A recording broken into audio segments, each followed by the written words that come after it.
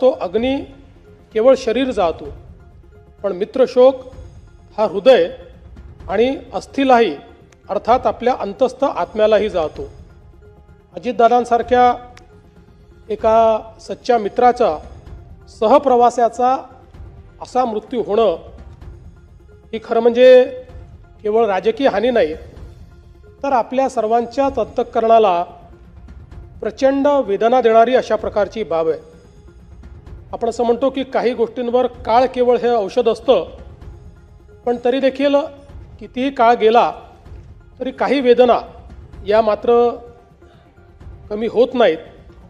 अशा प्रकारची निश्चितपणे एक वेदना असणार आहे।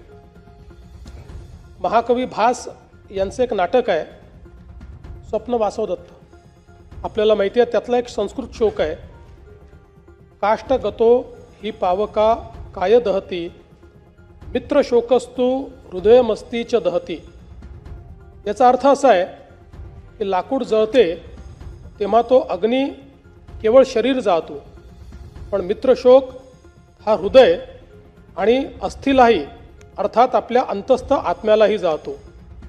अजितदादांसारख्या एका सच्च्या मित्राचा सहप्रवासाचा असा मृत्यू होणं ही खरं म्हणजे केवळ राजकीय हानी नाही, तर आपल्या सर्वांच्याच अंतःकरणाला प्रचंड वेदना देणारी अशा प्रकारची बाब आहे।